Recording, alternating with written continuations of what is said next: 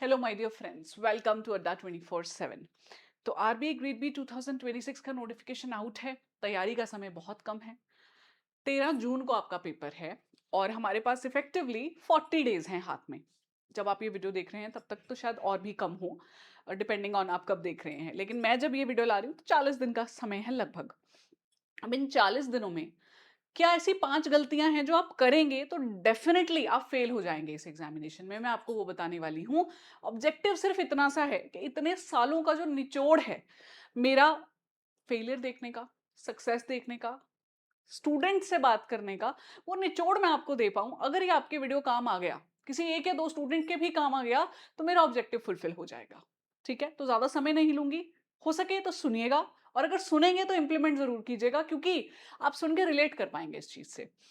तो जल्दी से मैं आगे बढ़ती हूँ इस पर्टिकुलर लेक्चर में, सेशन में। लेकिन उससे पहले एक छोटी सी गुजारिश आप लोगों से। इस चैनल पे आपको बहुत अच्छे वीडियोस मिलेंगे जो एजुकेशनल भी होंगे, और आपको इंफॉर्मेशन भी बहुत मिलेगी। इंफॉर्मेशनल और एजुकेशनल दोनों वीडियोस मिलेंगे, तो आप चैनल सब्सक्राइब कीजिए।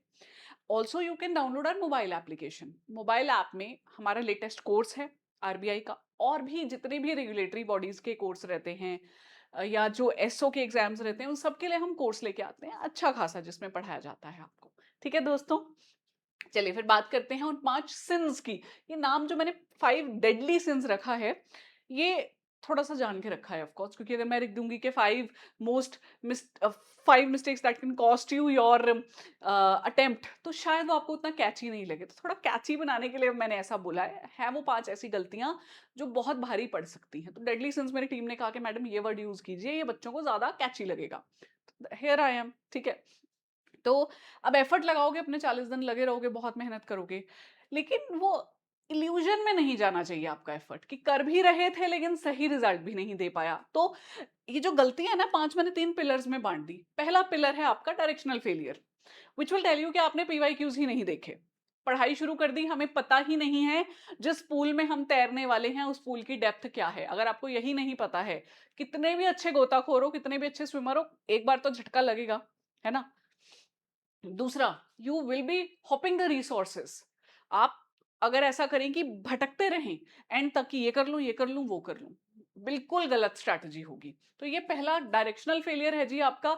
दिशा ही गलत पकड़ लिया आपने, कहां पहुंचोगे मंजिल पे। दूसरा पिलर है जो आपका, मैं कहती हूं, फोकस फेलियर। फोकस फेलियर में क्या है, अब जी 80 नंबर का आता है इसमें। ठीक है, क्वांट रीजनिंग इंग्लिश आप ऑफ कोर्स प्रैक्टिस करेंगे, मेहनत करेंगे, बट अगर आप ये सोचेंगे कि वो सिर्फ जीए है, मुझे सिर्फ तैयारी करनी है 3 महीने के जीए पे, तो आप गलत कर रहे हैं।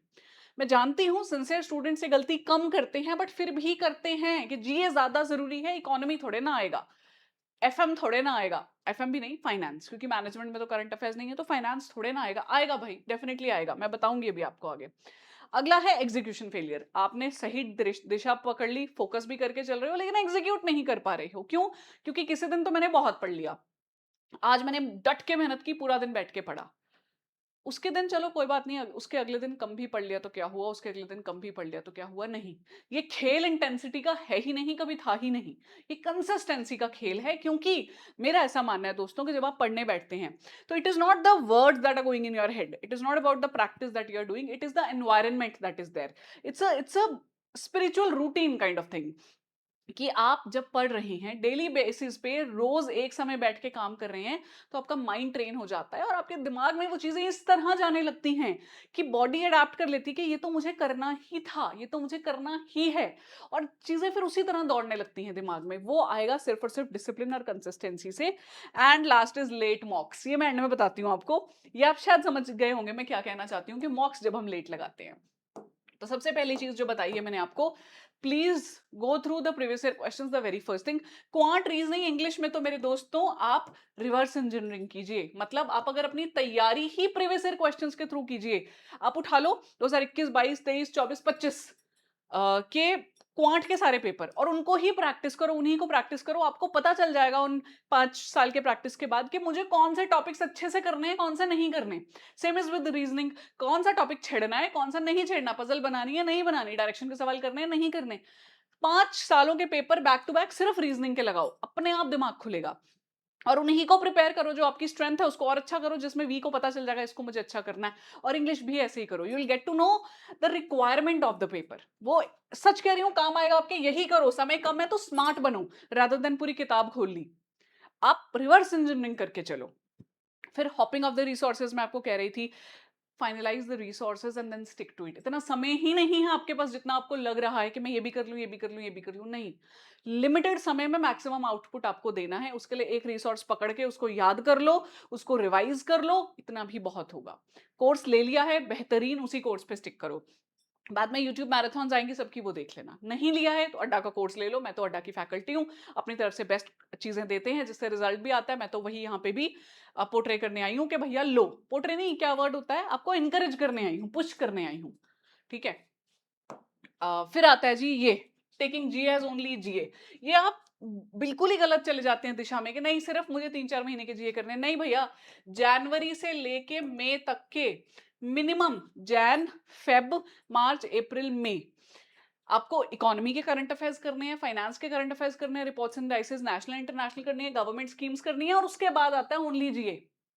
ठीक है, मैं तो ये कहती हूँ इकोनॉमी के तो स्कीम्स और पॉलिसीज तो अगर पिछले अक्टूबर नवंबर दिसंबर के भी कर सको करना, अगर पॉसिबल हो। नहीं हो तो ये 5 महीने तो करने हैं आपने, रेलेवेंट हैं। कट ऑफ नहीं निकलेगा अगर सिर्फ जीए करके जाओगे सच में, तो इसको सिर्फ जीए मत मानो। और ये तो एनी हाउ फेज 2 तो देना ही है आपने, फेज 2 में भी काम आएंगे ये वाले current affairs. Then the point was कि आप फोकस कर रहे हैं किस चीज पे, कि मुझे इतना सारा पढ़ना है, आज में वीकेंड पे सब कर देना है। आज मैंने बहुत पढ़ा, पढ़ो, कोई दिक्कत नहीं है, कल भी उतना पढ़ो, उससे अगले दिन भी उतना पढ़ो, उससे अगले दिन भी उतना पढ़ो। अपनी खुराक रोज की बढ़ाओ, पढ़ाई की। आज 4 घंटे पढ़ा है, कल 5 पढ़ना है, उससे अगले 6 पढ़ना है, लेकिन इंक्रीज होना चाहिए। कभी अगर डिक्लाइन होने लगा ना ये आपका ग्राफ पढ़ने का, दिक्कत है। मैं बता रही हूँ दिक्कत है, क्योंकि वो एनवायरमेंट ही नहीं मिल रहा आपको, वो माहौल ही नहीं मिल रहा है, ट्रेन ही नहीं हो पा रहा है माइंड आपका कि ये चीज मुझे रोज ज्यादा करनी है। काम करना है इस पे, ठीक है, और तेजी से करना पड़ेगा क्योंकि समय उतना नहीं है। मैं वैसे तो ये चीज सजेस्ट करती हूँ पढ़ाई की शुरुआत से ही। जो बच्चे जनवरी से तैयारी कर रहे हैं उनको भी कहा था, लेकिन अब तो आप एक लेवल पे आ चुके हो सब लोग। जितना एफर्ट अब लगाया वही काम आने वाला है। इन 40 दिनों का ही एफर्ट रिजल्ट देगा फेज 1 में। उससे पहले वाला अगर रिवाइज नहीं किया किसी के काम का नहीं। अगली चीज है जी लास्ट, जिसपे मैं एम्फेसाइज करना चाहती थी, taking mocks at the end of the syllabus, thinking that I will be able to take the mock only when I am done. Right, ऐसा मत करो, शुरुआत से ही मॉक देना, because taking mock is not only about testing yourself, it is about practising, it is about knowing how to solve MCQs. तो ये शुरू से ही कीजिए, ज्यादा से ज्यादा गलत होगा कोई बात नहीं, गलत होगा तो आपको याद रहेगा। So this is the end point which you have to keep in mind. ठीक है जी, स्टार्टिंग से ही करते चलो, चाहे क्वांट हो, रीजनिंग हो, इंग्लिश हो, जीए हो। जीए है तो बहुत बढ़िया चीज है, वहीं से रट लिया। और क्वांट, रीजनिंग, इंग्लिश के तो पहले ही पीवाई क्यूज कर रहे हो और उसके साथ मॉक्स में ला लो, होगी तैयारी, इससे ज्यादा करने की जरूरत ही नहीं है। ठीक है जी, दिस यू मस्ट डू। तो ये थे जो मैं आपको 5 डेडली सिंस बताना चाहती थी, हैं वो 5 गलतियां जो आपका अटेम्प्ट कॉस्ट कर सकती हैं। तो आई wish you all the very best. अगर आप में से किसी 1, 2, 4 के काम भी आ गया, मेरा ये जो मैंने आज समय लगाया है ये पूरा यूटिलाइज हो गया। बाकी आप अड्डा 24/7 के मोबाइल एप्लीकेशन डाउनलोड कर सकते हैं, हमारा कोर्स एनरोल कर सकते हैं, इग्नाइट का लेटेस्ट बैच आया है, मेरा कोड रहता है Y754, इसको यूज करो, 80% डिस्काउंट मिलेगा आपको, एंड अभी डबल वैलिडिटी भी चल रही है। तो this is the best option to get a course at a minimum price. ठीक है दोस्तों, I wish you all the very best, thank you. अगर ये काम आया आपके तो मुझे लिख के बताइए, कुछ और सवाल है लिख के बताइए, मैं उस पर भी वीडियो लेके आऊंगी, 1-to-1 डिस्कशन भी करूंगी। Thank you so much.